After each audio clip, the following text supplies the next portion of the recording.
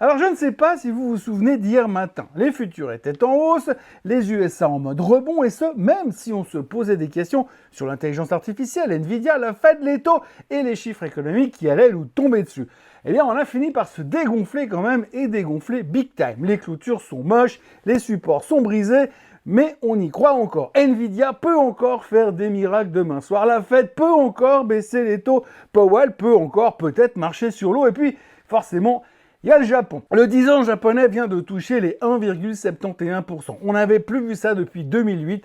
La Banque du Japon se réunit le 18 décembre et ça serait mieux qu'ils ne montent pas les taux. Parce que sinon, on reparle du carry trade et j'ai pas besoin de vous dire ce que ça implique. Un démontage de carry trade. Ceux qui ne se souviennent pas, allez voir mes vidéos de l'été dernier, quelque part entre la fin du mois de juillet et le début du mois d'août. Bienvenue dans ce Morning Bull Live, bienvenue dans un monde qui pourrait changer demain soir, une fois qu'on saura. Je suis Thomas Veillet et nous sommes le 18 novembre 2025.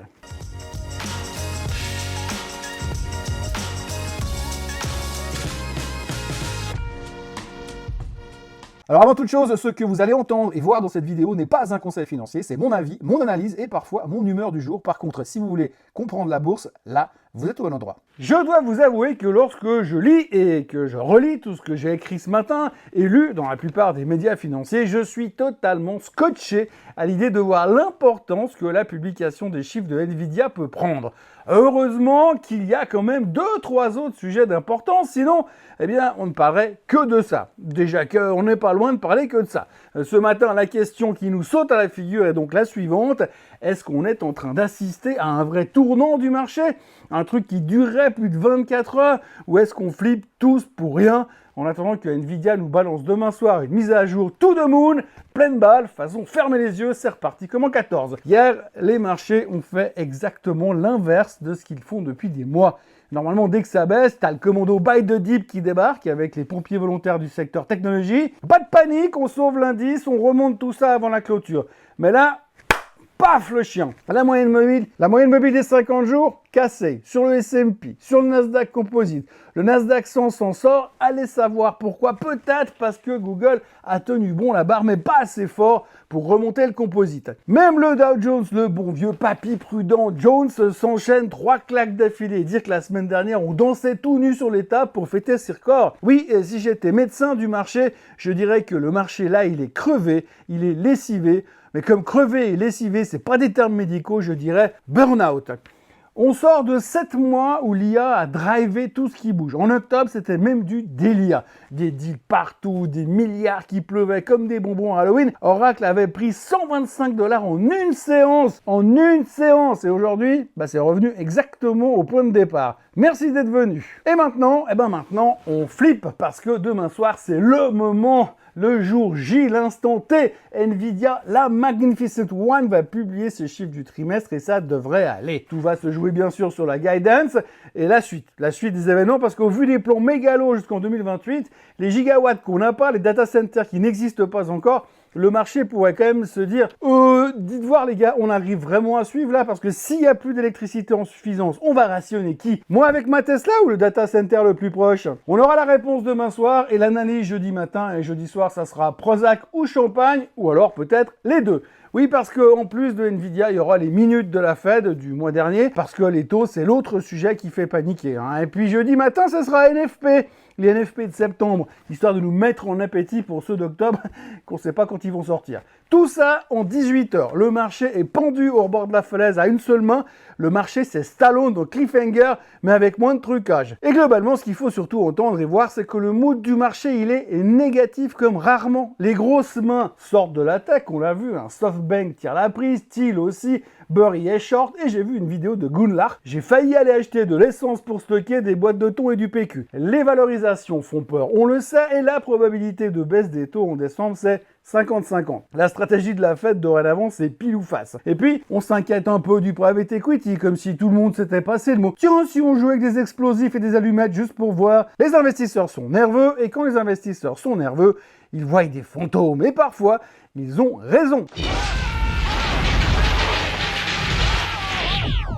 Le marché entier ce matin tient debout comme un tabouret Ikea mal vissé. Ça peut tenir encore longtemps ou s'écrouler quand Nvidia éternuera demain soir. Je vous le dis franchement, c'est pas le moment de paniquer, mais c'est pas non plus le moment de jouer les héros. Les rotations sectorielles montrent clairement que le mode risk on a été mis sur pause, pas stoppé, mais sur pause pour l'instant. D'ailleurs, j'ai un pote qu'on appellera le trader masqué pour aujourd'hui, qui me disait hier qu'il faut bien expliquer aux gens que la tendance de fond reste bullish et que les warnings incessants qu'on entend ne sont pas des recommandations pour se mettre short là tout de suite. Oui, bon, pour ce qui est de Michael Burry, c'est exactement ça. Mais pas pour les autres, pas pour les autres. C'est simplement des mises en garde, de l'encouragement à la prudence. On m'a dit souvent, trop souvent ces derniers temps que je suis trop bearish. C'est pas grave, ça fait 30 ans que je suis bullish. Mais quand je vous donne des éléments négatifs, c'est pas pour vous dire qu'on va tous mourir demain. C'est juste pour que vous ayez tous les éléments et que vous puissiez vous faire votre propre opinion et réagir en fonction quand ça va vraiment péter. Parce que ça pètera forcément un jour. Bref, on verra jeudi si ça valait la peine de se mettre en PLS avant Nvidia. On sera probablement de mauvaise humeur, mais au moins on saura. Autre sujet important du jour, le Japon. Ce matin, c'est le bain de sang à Tokyo. Le Japon se demande si Wall Street va leur claquer dans les mains. La tech se fait massacrer, SoftBank est en mode Titanic,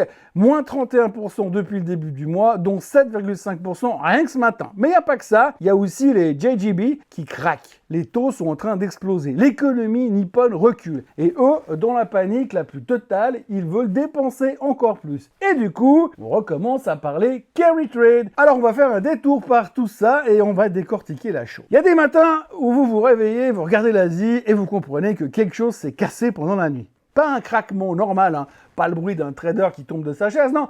Juste un truc plus profond, un truc sourd, un claque qui ressemble à la fin d'un modèle économique.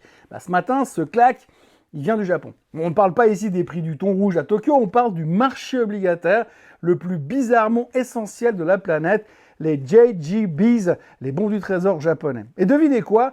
Le 10 ans japonais vient de toucher 1,71%, son plus haut niveau depuis 2008. Alors dit comme ça n'a pas l'air dramatique, sauf que si en fait, un tout petit peu. C'est même potentiellement la bombe financière la plus dangereuse du moment. Plus dangereuse que les chiffres de Nvidia demain soir. Plus dangereuse que la Fed qui ne baisse pas les taux. Plus dangereuse que Trump qui prend le pouvoir de la Fed. Alors pourquoi est-ce que ce chiffre, ce 1,71% est un séisme? Eh bien d'abord parce que parler de tremblement de terre au Japon, c'est toujours assez tendance, mais aussi parce que pendant 30 ans, le Japon a fait tourner sa planche à billets à 0%, comme un open bar monétaire sans fin. Ils ont fait tourner cette planche à billets à tel point que le Japon est devenu le premier créancier de la planète. 3400 milliards placés en trésoreries américains, des centaines de milliards en dette européenne, des montagnes de pognon dans les marchés émergents et surtout le fameux yen carry trade, le carburant de toutes les bulles depuis 2 décennies. Rappelons brièvement le concept du carry trade. J'emprunte du yen à 0%, je le place ailleurs à 3, 5, 8%, j'empoche la différence, le monde est beau, les taux restent bas, les marchés montent et je recommence. Sauf que là, la machine s'est grippée. Le Japon, c'est plus le prêteur du monde, il devient vendeur. Avec les taux à 1,71%, les fonds de pension japonais ont fait leur calcul. Garder de la dette US coûte de l'argent une fois couvert en devises. Résultat, 1100 milliards de dollars de treasuries sont en train de revenir à la maison. Oui, vous avez bien entendu, le plus gros acheteur de dette américaine de l'histoire est en train de devenir vendeur net. C'est un peu comme si vous retiriez la poutre centrale qui tient le plafond et un mur porteur et que vous vous disiez ça devrait tenir. Conséquence directe, les taux américains n'ont plus de plancher. Les flux seulement indiquent, en théorie bien sûr, plus 40 BP sur le 10 ans américain, ton hypothèque à 7% devient 8%, les entreprises zombifiées avec 3000 milliards de debt junk arrivent à la caisse, les buybacks c'est fini, et les valorisations tech qui reposent sur un monde à 2%, c'est 35% de moins. Facile. Et pendant ce temps-là, l'Europe, elle brille. Oui, parce que si les Japonais arrêtent d'acheter du BTP italien ou de la dette espagnole, vous pouvez ressortir les vieux manuels de 2011, ça sent le retour de la crise souveraine. Et je parle même pas de la France. Manu, lui, il s'en fout. Il a créé le cercle vertueux du Rafale depuis hier. Je te vends des Rafales que tu vas payer avec mon argent, que j'ai pas et que je te donnerai plus tard, peut-être. Et ensuite, je te livrerai les Rafales quand ils seront prêts dans 5 ans et que tu auras formé des pilotes. Bon, ça n'a rien à voir avec le Japon, mais c'était pour dire combien c'est un clown, le président et ses effets de manche. Revenons donc au carry trade et aux Japonais qui se dégonflent. Donc, sachant que garder la dette US coûte de l'argent une fois couvert en devises, c'est assez simple.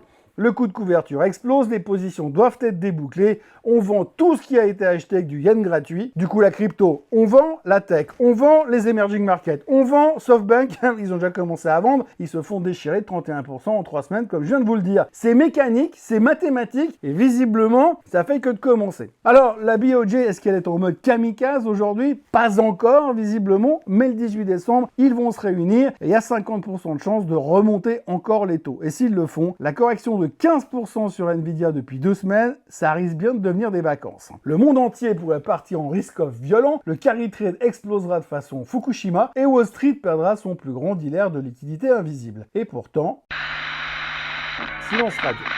Tout le monde reste hypnotisé par Nvidia, comme si Jensen Huang allait pouvoir stopper la gravité avec ses ventes de GPUs. Mais alors on fait quoi? On fait ce qu'on fait quand l'équilibre mondial devient instable, on reste humble, on regarde les flux avant les narratifs, on évite de jouer les héros et surtout on surveille Tokyo avant Washington. Parce que pour une fois, c'est peut-être pas Powell qui tient le volant, c'est le Japon. Le Japon, le pays qui depuis 30 ans finançait notre confort financier sans rien dire et qui ce mois est en train juste tout simplement de tirer la prise. Manquerait plus que Godzilla descende de la montagne. Et puis si on avait des doutes sur la mécanique de la chose, ce matin, le Bitcoin a été sous les 90 000 $. L'or baisse comme le Nasdaq, il n'y a plus vraiment de logique. Autrement, Novo Nordisk fait des promos sur Ozempic, Emirates s'est payé 65 avions Boeing 777 de plus, parce qu'apparemment 250 c'était pas assez, même si Boeing devrait les livrer aussi vite que les rafales de Macron. Et Elisa Cook, la gouverneure de la Fed, est toujours dans un duel juridique avec Trump pour savoir si un président